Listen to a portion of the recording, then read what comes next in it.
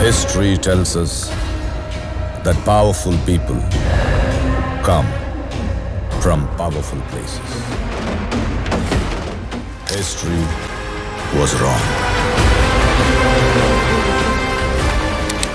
SST बच्चों की बहुत ज्यादा डिमांड आ रही थी एसएसटी को लेकर कि भैया जो आपने एसएसटी की पहले चैप्टर तो करा दिए, इसके बाद आपने चीजें छोड़ दी, अब हमें एसएसटी की जरूरत है, हमारे एग्जाम लगे हुए हैं, हमारे हाफ ईयरली एग्जाम आ रहे हैं और एसएसटी में चीजें हमें बहुत बढ़िया तरीके से समझ में आती हैं, लेकिन हमें नहीं पता चलता कि क्वेश्चन किस टाइप के पूछे जाएंगे, कौन से पैटर्न के क्वेश्चन हमारे बोर्ड एग्जाम के अंदर आते हैं। तो इस जीवन बैच के अंदर, अगर आप इस बैच का नाम नहीं जानते तो जान लो बालक, एसएसटी का जो बैच है उसे हम कहते हैं जीवन बैच, और इस जीवन बैच के अंदर मैं आपको कंप्लीट एसएसटी के most important question, top level के क्वेश्चन, वीवीआईपी लेवल के क्वेश्चन फ्री में कराने वाला हूं और सभी क्वेश्चन चैप्टर वाइज होने वाले हैं। यानी आने वाले समय में कंप्लीट एसएसटी आपको इस जीवन बैच के अंदर फ्री ऑफ कास्ट में मिलने वाली है। हालांकि बहुत सारे बैच हमारे पेड भी हैं जो हमारे ऐप पर चलते हैं, बट अगर आप उनकी जानकारी चाहते हैं तो आपको कमेंट करना है, और नहीं चाहते तो बढ़िया तरीके से इस लेक्चर को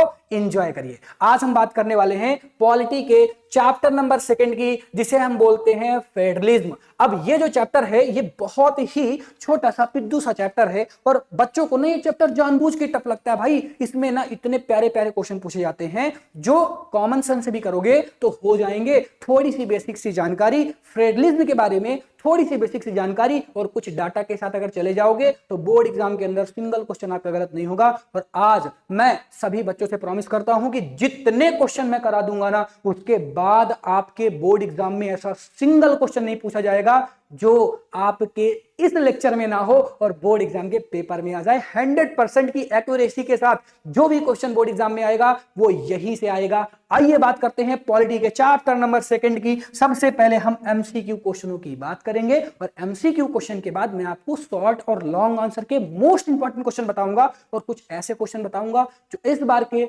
बोर्ड एग्जाम में आपके 100% पूछे जाएंगे। और हर साल यही क्वेश्चन अगर आते हैं तो यही क्वेश्चन आते हैं, नहीं तो नहीं आते। आइए बात करते हैं एमसीक्यू क्वेश्चनों के साथ। पहला क्वेश्चन क्या पूछा गया, which one of the following is not a feature of federal government. अब देखो, नॉट अ फीचर ऑफ, ये पढ़ना बहुत जरूरी है कि यहां पर फीचर नहीं पूछ रहा, यहां पर not a feature of federal government पूछ रहा। तो भाई आप सभी बच्चों को पता है फेडरल गवर्नमेंट कहती है मुझे पावर का डिस्ट्रीब्यूशन करना पसंद है, यानी ये आपका ऑप्शन नंबर तो सही हो जाएगा। फिर वो कहती है कि भाई सुप्रीम जज तो होना चाहिए, बिल्कुल सही है। फिर इसके बाद रिजिड कॉन्स्टिट्यूशन तो होता ही होता है, ये भी बात सही है। लेकिन वो सेंट्रलाइजेशन ऑफ पावर, यानी पावर को सेंट्रल के हाथों में, केवल और केवल सेंट्रल के हाथों में सौंपना नहीं चाहती, यानी ऑप्शन नंबर बी आपका करेक्ट हो जाएगा। That is your clear answer. I hope इस चीज को आप समझ चुके होंगे। चैप्टर नंबर 2 का पहला नंबर क्वेश्चन था ये, और हम बात करते हैं सेकंड मोस्ट इंपॉर्टेंट क्वेश्चन की, जो ऑलरेडी आपके बोर्ड एग्जाम 2023 में पूछा जा चुका है। यूपी बोर्ड इंग्लिश मीडियम के बच्चों, आप सभी बच्चों को समझ में आ गया होगा कि अगर आपके कंटेंट को देखना है, आपको अपने सिलेबस को अच्छी तरीके से देखना है, या अपने मोस्ट वीवीआईपी क्वेश्चन को देखना है, तो आपको कहां पे आना है, द टॉपिक मास्टर आशीष भैया के पास, क्योंकि यहीं पर मैं आपको कंप्लीट जितने पॉसिबल सब्जेक्ट हैं वो मैं आपको फ्री ऑफ कास्ट करवाने वाला हूं। ये बात करते हैं चैप्टर नंबर 2 के क्वेश्चन नंबर 2 की। पॉलिटी का चैप्टर नंबर 2 है। सभी बच्चों को अभी ये तो पता चल गया होगा ना कि कौन सा चैप्टर पढ़ रहे हो, ठीक है ना। जो बच्चा नया भी है ना, जो बच्चा फेडरलिज्म के बारे में जानता भी नहीं है, जो इस चैप्टर को अच्छी तरीके से पढ़ा ही नहीं, भाई केवल क्वेश्चन कर ले। मैं जो क्वेश्चन करा रहा हूं उसके बाहर एक क्वेश्चन आपके बोर्ड एग्जाम में नहीं आएगा। चलो, सेकंड जो क्वेश्चन पूछा गया the distribution of power at different level is called, यानी पावर का डिस्ट्रीब्यूशन डिफरेंट लेवल में किया जा रहा है, और ये किसमें होता है, ये आपका फेडरल गवर्नमेंट में होता है। ऑप्शन नंबर सी आपका क्या हो जाएगा बालक, करेक्ट हो जाएगा। देन नेक्स्ट क्वेश्चन की बात करते हैं। नेक्स्ट क्वेश्चन क्या पूछा गया, in which of following is there no federal government, यानी इनमें से कौन सी ऐसी कंट्री है जहां पर फेडरल गवर्नमेंट नहीं है, यानी ऑप्शन नंबर ए क्या हो जाएगा बालक, करेक्ट हो जाएगा। सभी बच्चों को बढ़िया तरीके से पढ़ाया गया होगा कि अपनी इंडिया में फेडरल गवर्नमेंट अभी नहीं आई है, हम फेडरल गवर्नमेंट की तरफ बढ़ रहे हैं, बट अभी है नहीं, ठीक है ना। ऑप्शन नंबर ए आपका क्या हो जाएगा, करेक्ट हो जाएगा। देन हम बात करते हैं क्वेश्चन नंबर 4 की। क्या पूछा गया क्वेश्चन नंबर 4 में? जिन बच्चों को क्वेश्चन आते हैं ना, जल्दी से वीडियो को रोक दिया करो और कमेंट कर दिया करो। देखो जितना कमेंट करोगे ना उतनी चीजें आपको याद हो जाएंगी, तो जो आए उसका कमेंट आपको जरूर करना है। नेक्स्ट क्वेश्चन क्या पूछा गया? When was the constitution of India? अब इंडिया में कॉन्स्टिट्यूशन कब बना था? सभी बच्चों को पता होगा 26 जनवरी को। लेकिन बालक इसका ईयर क्या था? अगर किसी भी बच्चे को ईयर आता हो ना, जल्दी से कमेंट कर देना। 26 जनवरी तो सभी को याद होगा, लेकिन किस ईयर में कॉन्स्टिट्यूशन बना?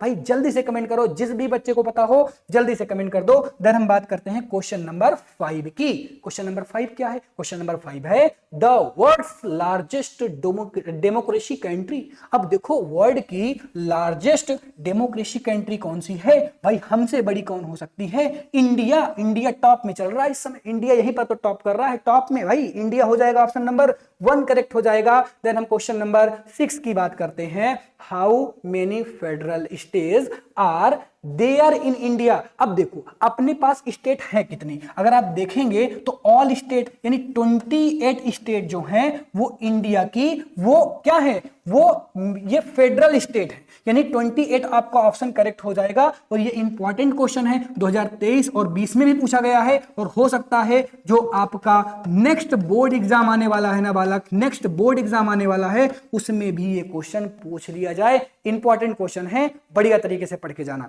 नेक्स्ट क्वेश्चन की बात करते हैं। नेक्स्ट क्वेश्चन आपका और ज्यादा इंपॉर्टेंट है। Which of the following state is not a federal state in India?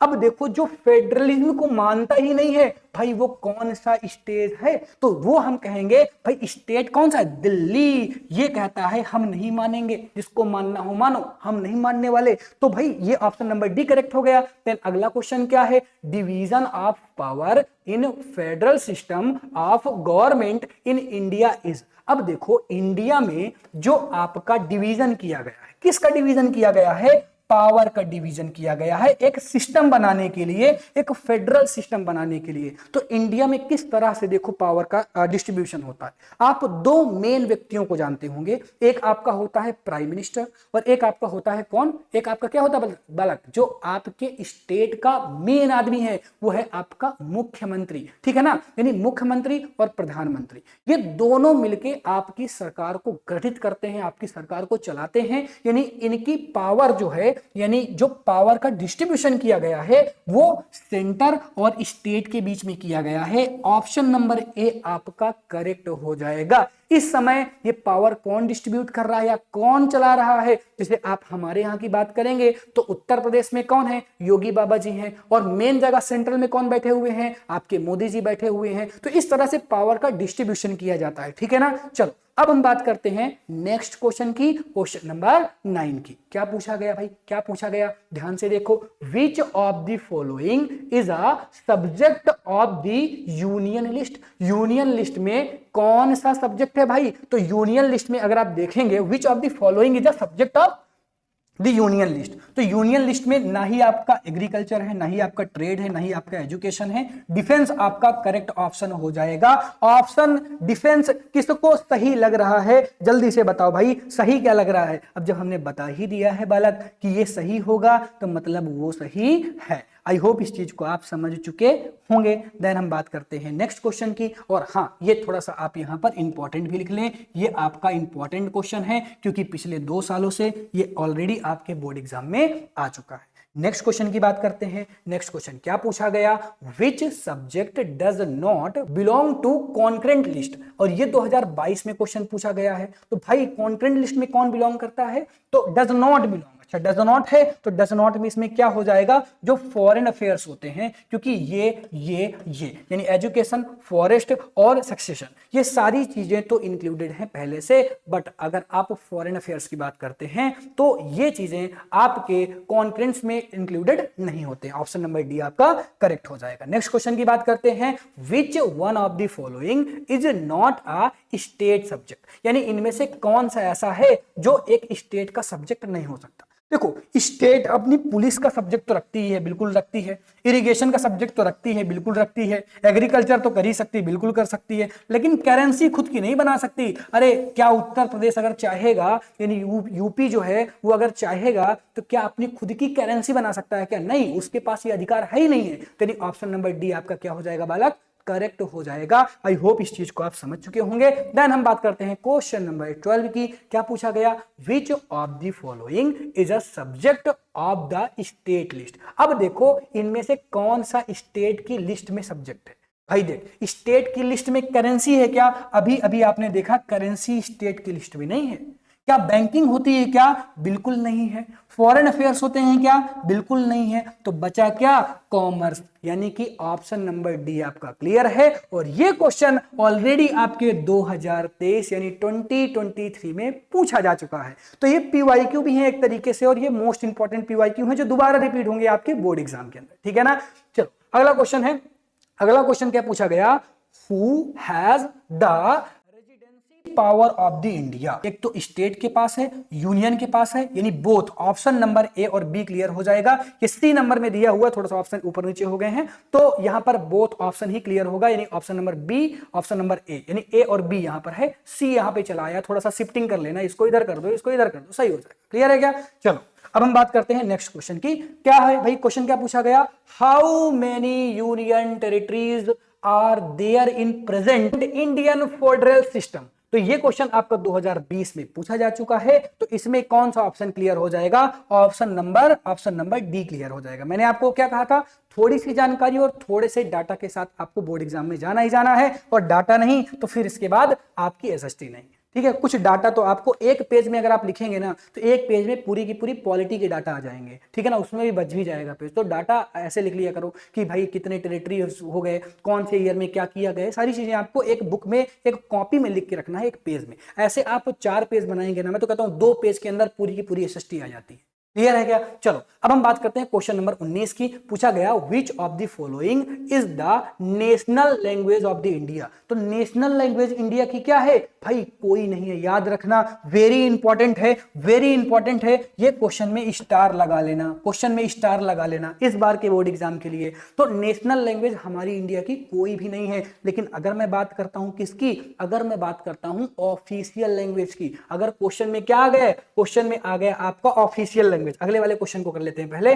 अगर ऑफिशियल लैंग्वेज पूछा गया तो बालक याद रखना, ऑफिशियल लैंग्वेज में हिंदी को रखा गया है। हमारे इंडिया की जो नेशनल लैंग्वेज है ना, वो हिंदी नहीं है, ऑफिशियल लैंग्वेज जो है वो हिंदी है। बालक याद रखना, नेशनल लैंग्वेज हमारी कोई नहीं है। ठीक है ना? और ऑलरेडी ये क्वेश्चन 2022 में पूछा जा चुका है। नेक्स्ट क्वेश्चन की बात करते हैं। What type of language is Hindi. भाई हिंदी किस टाइप की लैंग्वेज है? क्या ये नेशनल लैंग्वेज है? क्या ये रेजिडेंशियल लैंग्वेज है? क्या ये लैंग्वेज मॉनिटरी है? तो भाई इसका ऑप्शन नंबर कौन सा क्लियर हो जाएगा? ऑप्शन नंबर ए हो जाएगा। ये ऑफिशियल लैंग्वेज है। अभी अभी मैंने इस बात को आपको बताया था। नेक्स्ट क्वेश्चन की बात करते हैं, और नेक्स्ट क्वेश्चन एमसीक्यू के तो नहीं बचे। अब हम आ चुके हैं कहां पे? अब हम आ चुके हैं थ्योरेटिकल पोर्शन में। थ्योरेटिकल पोर्शन में ज्यादा आपको पढ़ के नहीं जाना। जितना मैं बता रहा हूं थ्योरी में ना, केवल इतना पढ़ लेना। मैं आपको केवल 2 से 3 क्वेश्चन बताऊंगा, और यही 2 से 3 क्वेश्चन आपके बोर्ड एग्जाम में 100% आ जाएंगे, ये मेरी गारंटी है। और इन 2 से 3 क्वेश्चनों में पहला क्वेश्चन जो आता है वो आता है what is federalism. Describe the main feature of the federal government system of the India. ये आपका पहला क्वेश्चन है जो लगभग आपके 70% चांसेस रखता है बोर्ड एग्जाम के अंदर आने के लिए। अब देखो, अगर बोर्ड में क्वेश्चन हो सकता है इस चैप्टर से आए ही ना लॉन्ग में, या इस चैप्टर से शॉर्ट में आए ही ना, बट अगर लॉन्ग या शॉर्ट पूछा जाएगा तो इसी से रिलेटेड पूछा जाएगा जो मैंने आपको बताया।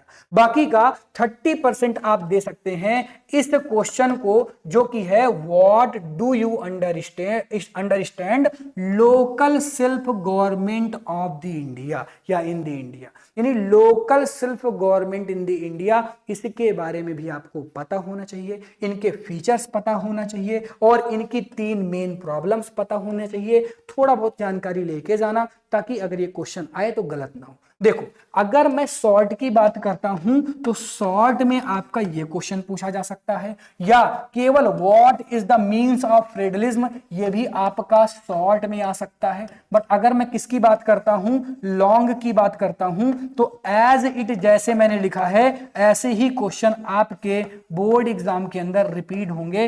100% की बालक मेरी गारंटी है। तो ये जितने क्वेश्चन आज मैंने आपको करा दिए, जितने क्वेश्चन आज मैंने आपको बता दिए इतना करके चले जाना इस चैप्टर में। बाकी इस चैप्टर में ज्यादा कुछ नहीं है और ज्यादा क्वेश्चन भी आपके बोर्ड एग्जाम के अंदर नहीं आते।